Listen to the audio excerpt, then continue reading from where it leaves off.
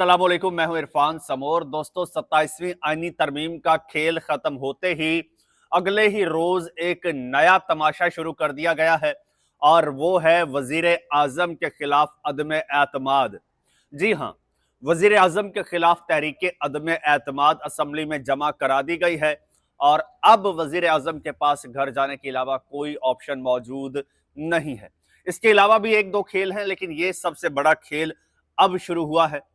इसकी पूरी डिटेल आपको बताता हूं और नए वजीर आजम का नाम भी सामने आ गया है, वो भी आपको बताता हूं। और इस वक्त कितने वोट दरकार हैं और कितने वोट हैं, सारी चीजें आपको एक एक करके बताता हूं। लेकिन उससे पहले नए आने वाले दोस्तों से गुजारिश है कि ये चैनल आपका अपना है, अगर अभी तक इसको सब्सक्राइब नहीं किया तो सब्सक्राइब जरूर कर लीजिए और बेल आइकन पर भी क्लिक कर दीजिए ताकि हर नई आने वाली वीडियो टाइमली आपको मौसूल हो जाए।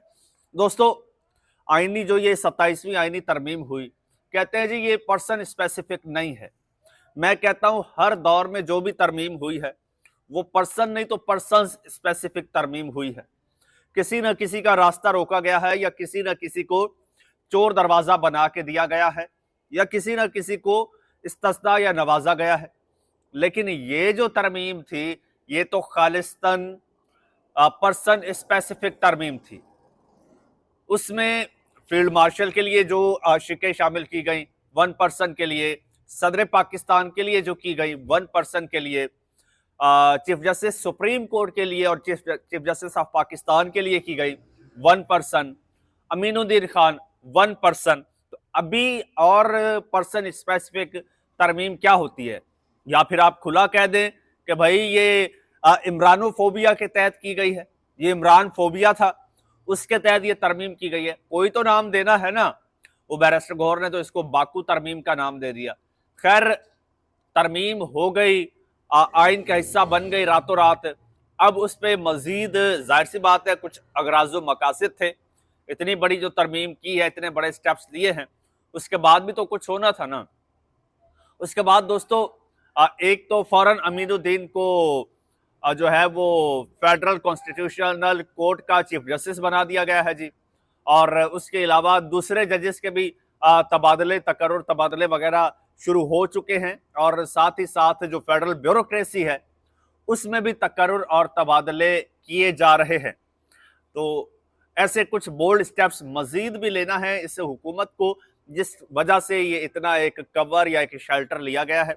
दूसरी जानिब जनाब, वजीर आजम के खिलाफ तहरीक अदम एतमाद पीपल्स पार्टी ने जमा करा दी है। पीपल्स पार्टी ये काम ये आईनी तरमीम से पहले करना चाहती थी और पहले बाकायदा उन्होंने पूरी तैयारी कर ली थी, लेकिन फिर बीच में एकदम से एक होता है ना कि कोई इमरजेंसी केस आ जाता है, तो ये 27वीं आईनी तरमीम इमरजेंसी केस के तौर पर आ गई। मुसवदा इनको हाथ में थमा दिया गया कि भाई पहले ये हमारा काम करो फिर अपना करना। फिर वैसा ही हुआ, बिलावल भुट्टो एकदम से एक्टिव हो गए और फिर ये 27वीं आईनी तरमीम के पीछे लग गए और 27वीं आईनी तरमीम हो गई। उसके बाद अब दोबारा, पहले आपने खबरें सुनी होगी कि वजीर आजम के खिलाफ अदम एतमाद आ रही है, फिर दोबारा अब अदम एतमाद जमा करा दी गई है पीपल्स पार्टी की जानिब से। और जो आज़ाद कश्मीर के वजीर आजम है उनके खिलाफ पीपल्स पार्टी का कहना है कि हमारे नंबर पूरे हैं और टोटल जो नंबर चाहिए वो 27 नंबर चाहिए, 27 MLAs चाहिए हुकूमत बनाने के लिए। और पीपल्स पार्टी का दावा है कि हमारे नंबर जो हैं वो पूरे हैं। और अदम पहले, इससे पहले जो है वो जो मौजूदा वजीर आजम हैं तो उनको जो है इन लोगों ने कह लीजिए कि मोहलत भी दी थी। पहले ऑप्शन दिया था कि आप खुद रिजाइन कर दें, उन्होंने रिजाइन नहीं किया बल्कि कुछ शराइत रख दी। उन्होंने कहा जी ये शराइत पूरी करें आप, यानी जो मौजूदा वज़रा हैं या जो उनके प्रोजेक्ट्स वगैरह चल रहे हैं तो वो कंटिन्यू रहेंगे। खैर, वो शर्त तो पीपल्स पार्टी ना मानी, फिर वज़ीर आज़म ने इस्तीफ़ा भी ना दिया, 2 बार मोहलत दी गई, लेकिन अब फाइनली अदम एतमाद जमा करा दी गई है। और ये मैं आपको खबर भी पढ़ देता हूँ। वज़ीर आज़म आज़ाद जम्मू कश्मीर चौधरी अनवारुल हक के खिलाफ तहरीक अदम एतमाद जमा करा दी गई है जी। पीपल्स पार्टी के अरकान असम्बली की जानिब से तहरीक अदम एतमाद जमा कराई गई।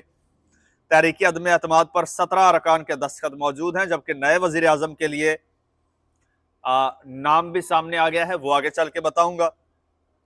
इससे कबल पीपल्स पार्टी के रहनुमा राजा परवेज अशरफ का कहना था कि हमारे नंबर्स पूरे हैं, हम आज़ाद कश्मीर में हुकूमत बनाएंगे।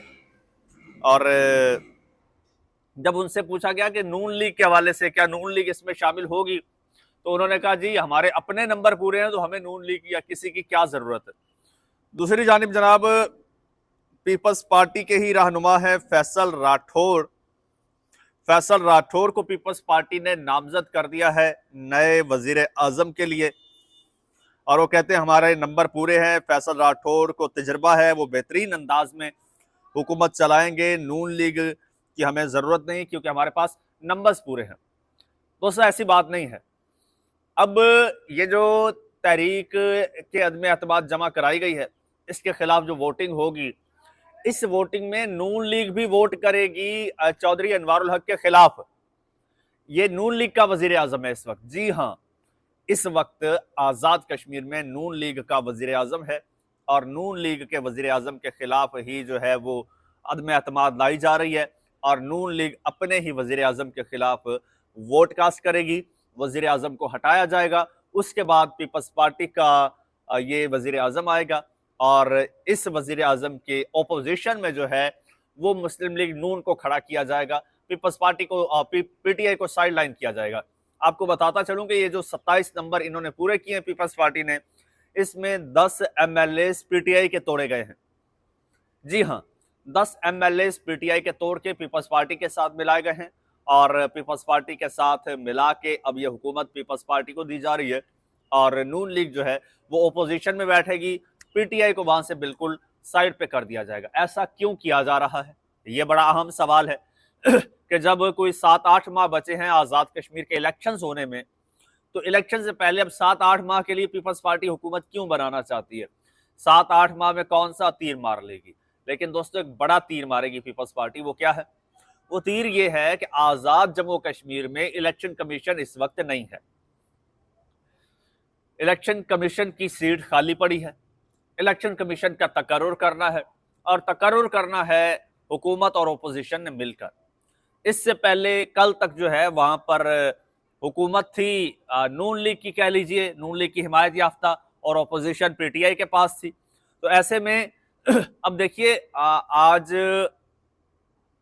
11वां महीना है इस साल का 2025 का, नवंबर का महीना है और वहां के जो चीफ इलेक्शन कमिश्नर हैं वो जनवरी में रिटायर हुए थे। आज 10-11 माह तक, एक साल होने को है, चीफ इलेक्शन कमिश्नर नहीं लगाया जा सका। क्यों नहीं लगाया जा सका? वहां पर ओपोजिशन में पीटीआई है, वहां पर पीटीआई बैठी है, तो कैसे लगाया जाएगा? पीटीआई तो नहीं लगाने देगी इनके मर्जी का। तो ये अब खुद आपस में मिलकर, जिस तरह इधर इन लोगों ने ये कार्रवाइयां डाली हैं, वारदातें, अब वहां पर वारदात डालना चाहते हैं। अपना वजीर आजम, अपना ओपोजिशन लीडर और मिलकर एक चीफ इलेक्शन कमिश्नर वहां पर बना देंगे और ऐसा चीफ इलेक्शन कमिश्नर होगा जो इनके लिए सिकंदर सुल्तान राजा का रोल प्ले करेगा। और आपके सामने ही है सिकंदर सुल्तान राजा साहब ने माशाल्लाह से क्या क्या सहूलतकारी इस सरकार की नहीं की। यही सिस्टम आज़ाद कश्मीर में भी इंप्लीमेंट करने की कोशिश की जा रही है और ये उसमें कामयाब होते भी नजर आ रहे हैं। तहरीक अदम एतमाद जमा करा दी गई है वजीर आजम के खिलाफ। अब इस पर वोटिंग होगी, वोटिंग के बाद अगर नंबर पूरे होते हैं, वैसे तो वो चौधरी अनवारुल हक कह चुके थे कि भाई 27 एमएलए अगर एक जगह पर बैठकर, मेरे खिलाफ एक जगह पर बैठकर चाय भी पी लें, तो यानी कि एक जगह पे यूनाइट हो जाएं, तो मैं रिजाइन कर दूंगा। तो वो तो पीपल्स पार्टी ने करके दिखा दिया। पीपल्स पार्टी ने सिंध हाउस इस्लामाबाद में 27 एमएलए को जमा कर दिया और उनको खाना वाना भी खिलाया, चाहे तो दूर की बात, बल्कि उनको खाना भी खिलाया। तो अभी तक चौधरी अनवारुल हक ने रिजाइन तो नहीं दिया, लेकिन अदम एतमाद के जरिए उनको अब घर जरूर जाना पड़ेगा। इजाजत दीजिए, अल्लाह।